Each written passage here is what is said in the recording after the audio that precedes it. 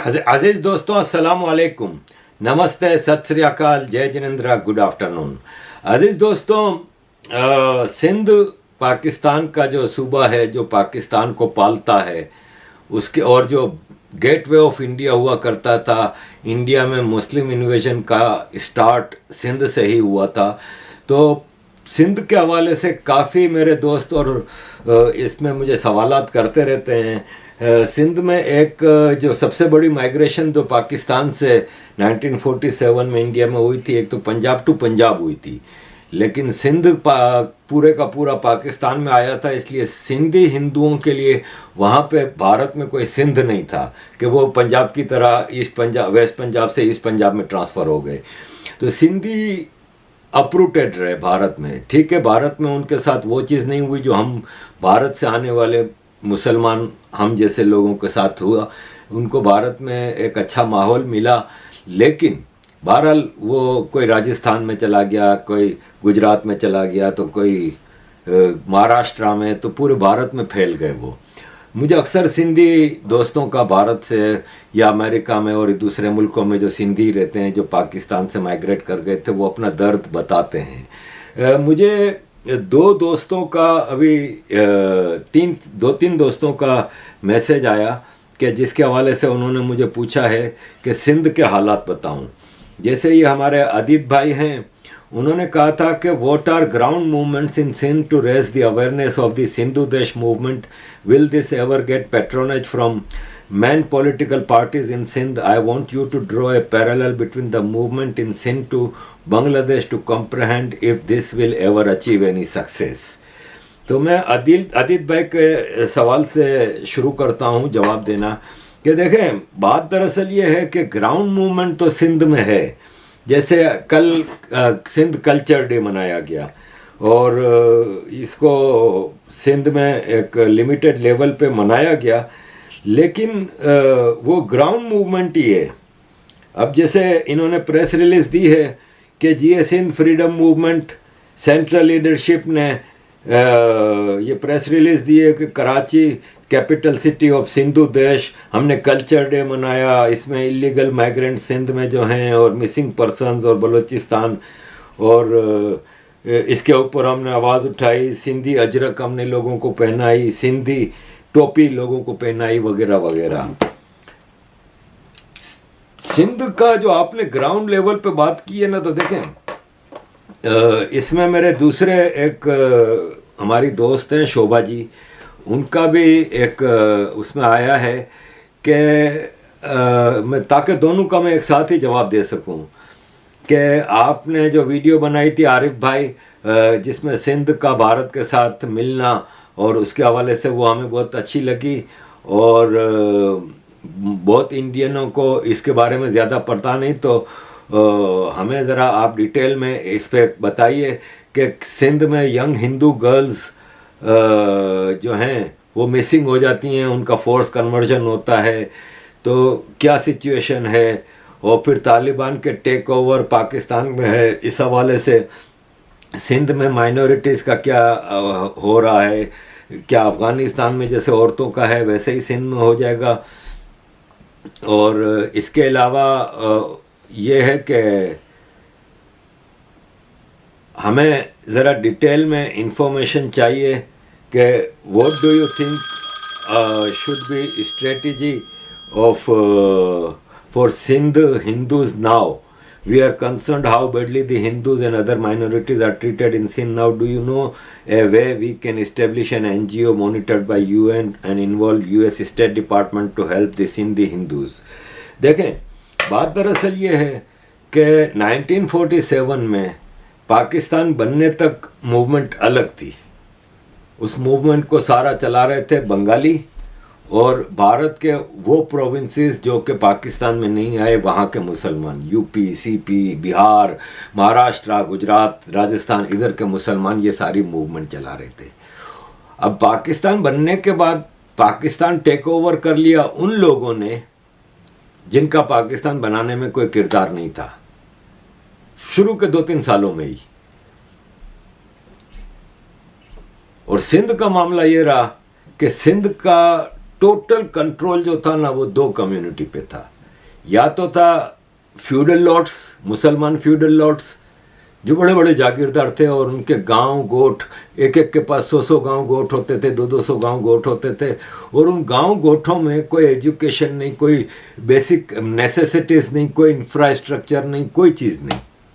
और दूसरा ग्रुप था वो हिंदू सिंधीज, पारसीज, गुजरातीज, जो कराची जब डेवलप हुआ एज ए सिटी, क्योंकि कराची तो एक बलोचों की मच्छरों की आबादी थी और हिस्टोरिकली कभी कराची कुछ भी नहीं था, एक सी पोर्ट भी नहीं था, मच्छरों की आबादी थी जिसमें सिंधी और बलोच रहते थे, कुछ गोठ गांव और मच्छेरे करते थे। लेकिन जब ब्रिटिश इंडिया में ब्रिटिश ने महसूस किया कि मुंबई की पोर्ट पे बहुत ज़्यादा बोझ पड़ रहा है और हमें एक और पोर्ट चाहिए, तो ब्रिटिश अथॉरिटीज़ ने महसूस किया कि कराची के पास वो सारे इंग्रेडिएंट्स हैं जो नेचुरल पोर्ट के लिए होते हैं। तो इन्होंने कराची को एज ए सिटी डेवलप किया और पूरे इंडिया से इन्होंने बिजनेसमैनों को दावत दी कि इधर आएँ। तो पारसी, गुजराती और हिंदू सिंधी जो थे अंदरून सिंध में, उन्होंने आके कराची में बिजनेस सेटअप किया और कराची को डेवलप किया। कराची एक इंफ्रास्ट्रक्चर के हिसाब से एक डेवलप्ड सिटी के तौर पे अंग्रेज़ों ने बनाया था। वहाँ पे ट्राम की सहूलत थी, वहाँ पे डबल डेकर बसें चलती थीं, वहाँ पे पूरा एक अच्छा इंफ्रास्ट्रक्चर दिया। लेकिन 47 में ये हुआ कि हिंदू सिंधी चले गए भारत, पारसी काफ़ी हद तक भारत चले गए और जो थोड़े बहुत बचे थे वो डाइल्यूट हो गए। पाकिस्तान में जो माइनॉरिटी के साथ हालात हुए वो सब भाग गए, कोई अमेरिका चला गया, कोई यूरोप चला गया। आज पाकिस्तान में कराची में पारसी ना होने के बराबर हैं। अब बच्चे गुजराती बिजनेसमैन जो हिंदू थे वो वहाँ चले गए, जो थोड़े बहुत रह गए थे इधर मुसलमान गुजराती और मेमन कम्युनिटी, वो कराची में 60s तक काफ़ी कंट्रीब्यूट करते रहे और कराची एक एशिया का टाइगर बन गया और इकोनॉमिक हब बन गया, सब कुछ हुआ। अयूब खान ने अपने दौर में 22 पाकिस्तान के अमीर ख़ानदानों की एक लिस्ट निकाली थी जिसमें 17 या 18 कराची से थे। सारे इंडस्ट्रियल हब कराची में था। खैर 47 में ये हुआ कि जब पाकिस्तान बन गया, जिन्ना और लियाकत अली खान जो इंडिया से आए थे वो रूल करने लगे। कराची को कैपिटल बनाया गया ज़बरदस्ती। सिंध का जो मतलब कह लें शहर अग होती है ना, वो कराची है। सिंध का सारा रेवेन्यू सब कुछ कराची से आता था। सिंध में एक ही डेवलप्ड जगह थी, वो कराची थी। वो पाकिस्तान ने फेडरल कैपिटल बना लिया, वो फेडरल एंटिटी बन गई। दूसरा इन्होंने जिन्होंने ने ये काम किया कि लैंग्वेजेस मार दी, क्योंकि पाकिस्तान भांत भांत के लोगों का एक आर्टिफिशियल कंट्री बनाया गया था। अब इनके पास यूनिफिकेशन बॉन्डेज का कोई फैक्टर नहीं था, तो क्या करते? तो ज़बान उर्दू को बनाया गया फैक्टर, जो पाकिस्तान के अंदर किसी की ज़बान नहीं थी। मोर देन 50% पॉपुलेशन तो बांग्लादेश, ईस्ट पाकिस्तान में थी जो बंगाली स्पीकिंग थी। यहाँ पे सिंधियों की अपनी ज़बान थी, बलोचों की अपनी ज़बान थी, पख्तूनों की अपनी ज़बान थी और पंजाबियों की अपनी ज़बान थी। लेकिन उर्दू इम्पोज की गई, जिससे और सिंध का मामला ख़राब हुआ कि सिंधियों को उर्दू नहीं आती थी, तो वो सिविल सर्विसेज और दूसरे चीज़ों में पीछे रह जाते थे। और फिर क्या हुआ कि जिन्ना और लियाकत अली को टपका के आर्मी ने टेक ओवर कर लिया। वो आर्मी जो कि क्रांतिकारियों को ब्रिटिश फौज की कहने पे मारती थी, वो आर्मी ने पाकिस्तान टेक ओवर कर लिया। अब उस वक्त मेजॉरिटी पॉपुलेशन ईस्ट पाकिस्तान की थी, तो उनको कंट्रोल करने के लिए इनको भारत से आए हुए मुहाजिरों की, मुसलमानों की ज़रूरत थी, क्योंकि यही पढ़े लिखे थे, यही सिविल सर्विस में ज़्यादा थे और कंट्रोल पूरा हासिल कर लिया था आते ही शुरू में ही 2-3 सालों में। तो पूरे सिविल सर्विस पे छाए हुए थे। आर्मी ने मुहाजिरों को मिला के सिंधियों को बिल्कुल पीछे धकेल दिया, ईस्ट पाकिस्तान के ऊपर जुल्म करते रहे। 71 में जब ईस्ट पाकिस्तान बांग्लादेश बन गया, अब बाकी मानदा पाकिस्तान में इनको मुहाजिरों की ज़रूरत नहीं थी। अब इन्होंने सिंधी जागीरदारों को पार्टनर बनाया जो कि ऑलरेडी रूल कर रहे थे सिंध में। 47 से आज तक पाकिस्तान में सिर्फ सिंधी जागीरदार नहीं रूल किया है पाकिस्तान में। किसी कॉमन सिंधी ने भी नहीं किया। हमेशा कोई फ्यूडल लॉर्ड ही सिंध का चीफ मिनिस्टर बनता है और मेजॉरिटी मिनिस्ट्रीज भी इन फ्यूडल लॉर्ड्स को मिलती हैं। तो सिंध में आपके जो सवाल हैं कि बेसिक मूवमेंट कैसे चलेगी, तो बेसिक मूवमेंट कैसे चलेगी? आज जो मुहाजिर है वो सिंधी को अपना दुश्मन समझता है। कराची की डेमोग्राफी आप देख लें तो पख्तून इतने ज़्यादा आ गए हैं, इतने ज़्यादा आ गए, ख़ासतौर पे अफ़गान बेस्ड पख्तून जो ओरिजिनली अफ़गानिस्तान से थे, 79 से माइग्रेट करके आए, कि पूरे सिंध में अब पख्तून फैल गए और ख़ासतौर पे कराची में तो इनकी बड़ी ज़्यादा मिलियंस में आबादी है। फिर मुहाजिर हैं। अब मुहाजिर पख्तूनों को अपना दुश्मन नहीं समझ रहे, पंजाबियों को ला के इधर पूरे बिजनेस। हम जब 50, 60, 70s की बात करें तो Karachi chambers of commerce, Karachi stock exchange, Karachi cotton exchange, यहाँ पे कभी किसी और कम्युनिटी का बंदा चेयरमैन नहीं बनता था। या तो मेमन होता था, या गुजराती होता था, या आगा खानी होता था। ये कम्युनिटी का होल्ड था। लेकिन आज ज़्यादातर पे पंजाबी आ गया है। इतना पंजाबी बिजनेसमैन को मुहाजिरों ने यहाँ पे एकोमोडेट किया। लेकिन सिंधी जब आता है तो कहते हैं हाँ सिंधी अंदरूनी सिंध से यहाँ पे हमारा हक मारने आ गया। अबे इनका है सिंध, हम इधर आए हैं बाहर से। ठीक है, हम लीगल रेसिडेंट हैं कि ब्रिटिश एक्ट ऑफ इंडिया जो था डिवीजन का, उसके तहत हम लीगल माइग्रेंट हैं। लेकिन बहरहाल सदियों से ये सिंधियों की ज़मीन है। अगर ये कराची आते हैं तो कराची किसी के बाप का नहीं है, सिंधियों का है, सिंध का हिस्सा है। गलत जो आए हैं वो पंजाबी और दूसरी कम्युनिटीज जो यहाँ पे आके कब्जा करके बैठ गई हैं।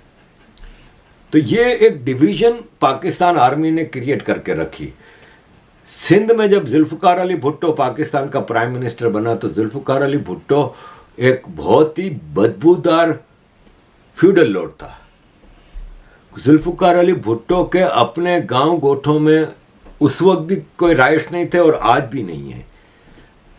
लाड़काना, जहां से 2 बार Zulfikar Ali Bhutto prime minister of Pakistan बना, जहां से 2 बार बेनज़ीर भुट्टो पाकिस्तान की प्राइम मिनिस्टर बनी, जहां का बिलावल भुट्टो आज फॉरेन मिनिस्टर बना हुआ है, जहां का आसिफ जरदारी आज पाकिस्तान की पीपल्स पार्टी का चेयरपर्सन भी है, सबसे बड़ा डाकू, और प्रेसिडेंट ऑफ पाकिस्तान रहा 5 साल और पावरफुल प्रेसिडेंट रहा। लाड़काना का हाल देख लेना तो पाकिस्तान में सिंध में मोइंजोदाड़ो के 5000 साल पुराने खंडरात मिले हैं, आर्कियोलॉजिकल साइट्स। उसको जब देखते हैं ना तो 5000 साल पहले मोइंजोदाड़ो में जो सिंधी रहते थे उनके घर खुले थे, बड़ी बड़ी चौड़ी चौड़ी गलियां थीं, हर घर के साथ सेवरेज पानी की नालियां बनी हुई थीं, हर घर में एक सिस्टमेटिक पूरा हवादार घर थे और सब चीज़ें थीं। पूरा एक सिविल इंफ्रास्ट्रक्चर सिंध में 5000 साल पहले मौजूद था। वो आज लाड़काना में नहीं है, आज सिंध के किसी गांव गोठ में नहीं है। आज आप लाड़काना चले जाएं, सिंध के दूसरे गांव में चले जाएं, दादू में चले जाएं, जामशोरों में चले जाएं, ठट्ठा में चले जाएं, आपको एक इंसानियत से बदतर हालात मिलेंगे। आप सोचेंगे कि इधर इंसान जीते कैसे हैं। वहाँ पे सिर्फ एक ही चीज़ जिंदा है, वो है भुट्टो। पीपल्स पार्टी उस भुट्टो नाम को एक्सप्लॉइट करती है और सिंधी वडेरा पूरे पूरे गांव के वोट कंट्रोल करता है, तो वो उनके वोट के बल पे असेंबली में पहुंच जाता है। अब ऐसे में आप कैसे एक्सपेक्ट करेंगे कि सिंध में कोई ग्राउंड लेवल पे मूवमेंट चलेगी।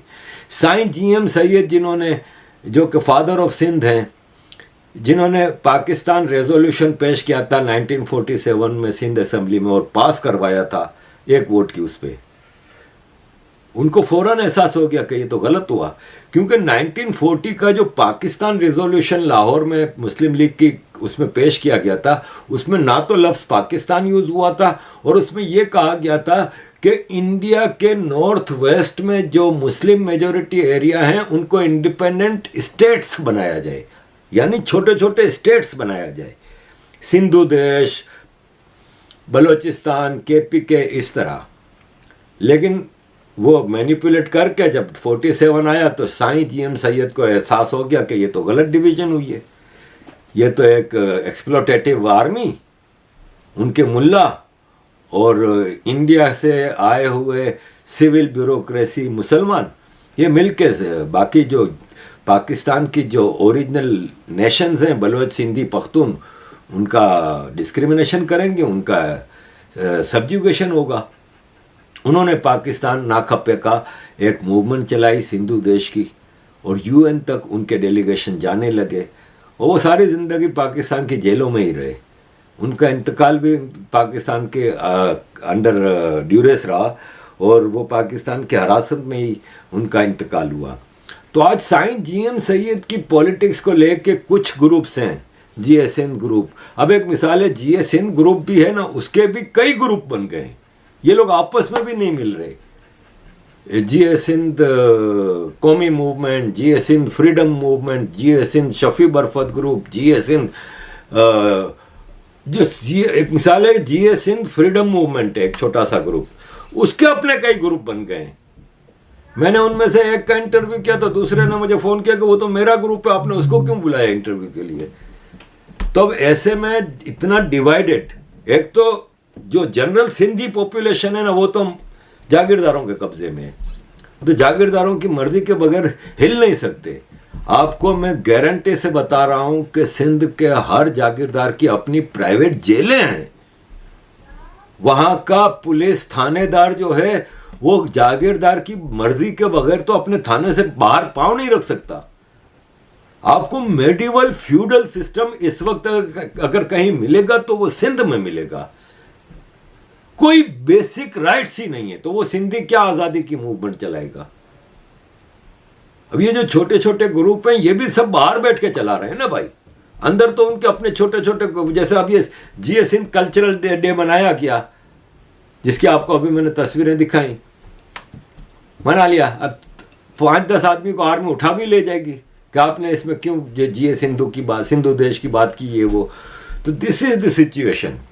सिंध को बड़ा, और जो सिंध के शहरी इलाके हैं वहाँ पे पठान, मुहाजिर, पंजाबी बहुत ज़्यादा है, वहाँ पे सिंधी माइनॉरिटी है। तो कैसे ये चीज़ें चलेंगी, that is a difficult question. अब आम सिंधी वोट के हवाले से तो आज भी पीपल्स पार्टी ने उनका वोट कैप्चर किया हुआ है ज़बरदस्ती, रिगिंग के ज़रिए। एक जैसे इलेक्शन हो रहे हैं, एक गांव है उसका जागीरदार है ना जो, वो उन गांव के सारे लोगों को अपनी औताक में बुलाएगा, औताक जो बैठक होती है, और जो इलेक्शन के पोलिंग ऑफिसर्स होंगे वो उधर ही आ जाएगा पोलिंग की रसीद बुक लेके, और सबसे उधर ही ठप्पे लगवा के, अंगूठे लगवा के वोट डलवा देगा जागीरदार को। ये मैं आपको हकीकत बता रहा हूँ, इस तरह की रिगिंग होती है अंदरूनी सिंध में। तो वोट के हवाले से तो आप कुछ नहीं कर सकते। आम सिंधी अब परेशान है, अब तंग है, वो अपने जागीरदार के खिलाफ आवाज़ तो नहीं उठा सकता, लेकिन बहरहाल वो बहुत ही ज़्यादा परेशान है। तो अगर सिंधु देश की मूवमेंट को सपोर्ट मिल जाए ना, और सिंधी ग्रुप्स आपस में यूनाइट हो जाए ना, तो मैं समझता हूँ कि सिंध में पोटेंशियल है आज़ादी का। अब उसका भारत के साथ मिलना मैं समझता हूँ बहुत गलत होगा, भारत के साथ बहुत ज़्यादती होगी, क्योंकि 10-12 करोड़ सिंधी हैं, क्योंकि सिंध में कभी जेन्युइन सेंसस नहीं हुए। एक तो सिंधी जागीरदार है, वो सेंसस सही से होने नहीं देता, इसलिए कि अगर मेजॉरिटी मुहाजिरों की, पठानों की, पंजाबियों की हो जाएगी तो सिंधी माइनॉरिटी हो जाएगा। और दूसरा क्या है कि जो पंजाबी यहाँ पे रहता है, यहाँ पे खाता पीता है, यहाँ से कमाता है, वो भेजता सब पंजाब में है। ईद मनाने के लिए पंजाब अपने गांव में जाएगा तो उसका वोट भी उधर है, लेकिन सारा अब कराची का हिसाब किताब में रहता है या हैदराबाद का। यही पख्तूनों का है, जो केपीके वगैरह से आए हैं, बलूचिस्तान से पख्तून आए हैं, उनका भी हिसाब किताब वही है कि वो ईद मनाने उधर जाएंगे, लेकिन रहते खाते पीते इधर हैं। तो कराची और सिंध में रहने वाले ज़्यादातर अपना रजिस्ट्रेशन कराची में नहीं कराते। तो पॉपुलेशन वाइज सिंध पंजाब से बड़ा है, लेकिन कभी जेन्युइन सेंसस नहीं हुए। तो सिंध का अगर 10-12 करोड़ या 9 करोड़ भारत के साथ मिलता है तो इसमें मेजोरिटी अब एक्सट्रीमिस्ट की है। जो आप हिंदू माइनॉरिटीज़ के साथ हो रहा है तो ये मदरसा बेस्ड लोग कर रहे हैं ना, तो सिंध की गली गली में मदरसे डाल दिए हैं। ये हमारे दोस्त हैं महेश वासु मुंबई में, ये जो पाकिस्तान से जो हिंदू सिंधी हैं, पाकिस्तान में जो माइनॉरिटीज़ हैं, इनकी एट्रोसिटीज़ पे बहुत सारा काम करते हैं। इन्होंने अभी ये लंबी चौड़ी एक रिपोर्ट एनुअल निकाली है, तो वो मंथली निकालते हैं, जिसमें कितने लोग कन्वर्ट किए गए, कितने मारे गए, कितने रेप हुए, ये माइनॉरिटीज़ के हवाले से सिंध में। एक ये इन्होंने अभी एनुअल रिपोर्ट निकाली है, ये काफ़ी लंबी चौड़ी है। मैं ये टेलीग्राम पे पूरी रिपोर्ट शेयर कर रहा हूँ। जागीरदार खामोशी से मुंह देख रहा है, क्योंकि जागीरदार भी सिंधी नहीं है, सैयद है। सैयद कौन होता है? जो प्रॉफिट मोहम्मद की नस्ल से आया। तो प्रॉफिट मोहम्मद की नस्ल से तो आने वाला 1400 साल पहले का होगा, 1200 साल पहले का होगा, 1000 साल पहले का होगा। जैसे भुट्टो खानदान को अंग्रेज ने जमीनें दी थी तो वो सिंध में आकर आबाद हुए। इसी तरह ज्यादातर जागीरदारों को अंग्रेजों ने जमीनें दी थी क्योंकि वो अंग्रेज सरकार के वफादार थे। तो उनमें ओरिजिनल सिंधी आपको बहुत कम मिलेंगे। आधे से ज्यादा सिंधी खानदानों में बलोची जबान बोली जाती है।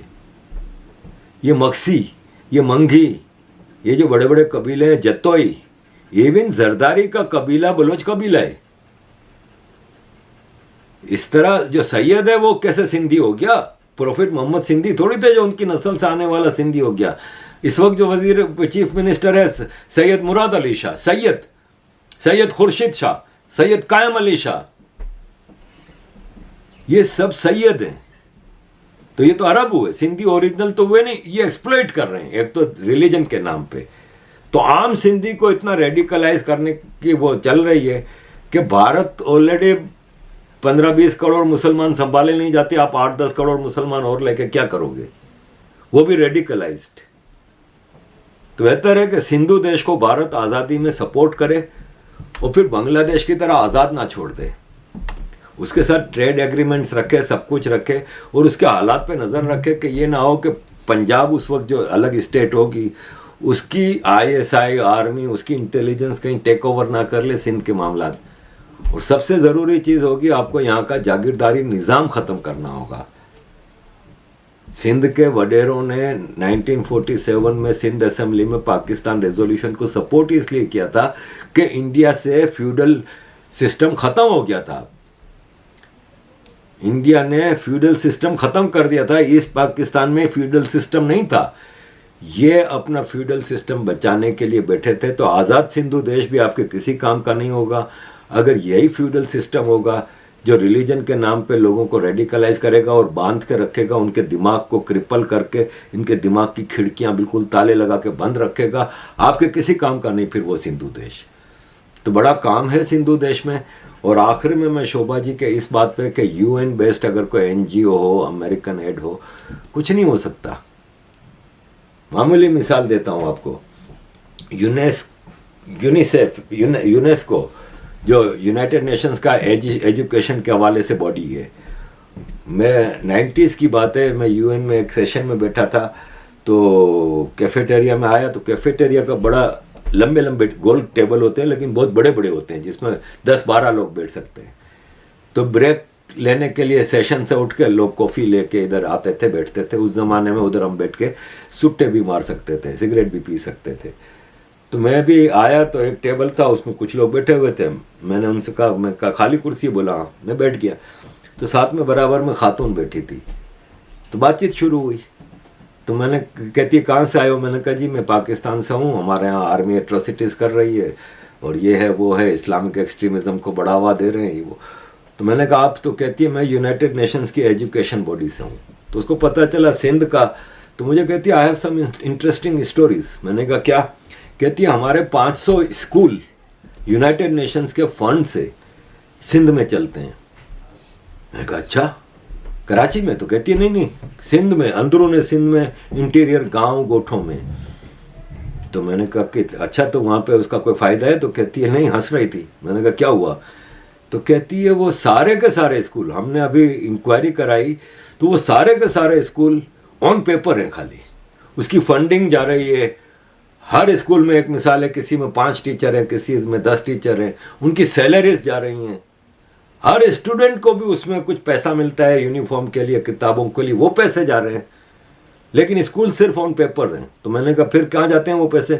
कहती है वो जो टीचर्स हैं ना, वो जागीरदारों के घोड़ों की मालिश करते हैं, जागीरदारों के मुलाजिम हैं, कि जागीरदारों के पास आपको पता है कि दूसरे जागीरदार आते हैं, वहाँ पे शिकार करने आते हैं, पूरा पूरा कबीला आता है, तो बोला उनकी खिदमत के लिए रखे हैं। जागीरदारों के मेहमान खानों में होते हैं वो नौकर चाकर, लेकिन ऑन पेपर वो स्कूल के टीचर होते हैं।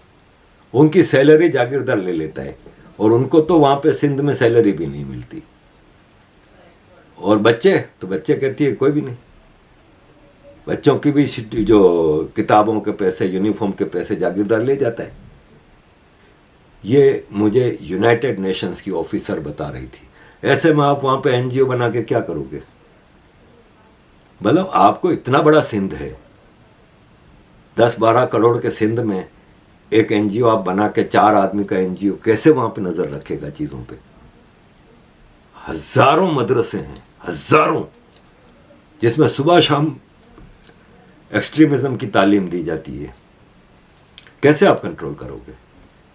इसी तरह यूनाइटेड नेशंस या यूएसएड, क्या उनको नहीं पता ये सब? जब मुझे यूनाइटेड नेशंस की एक ऑफिस बेरर ये बता रही है, उनको पता है ये चीज़, तो बाकी आप वहाँ पे ये सब चीज़ें बेकार हैं।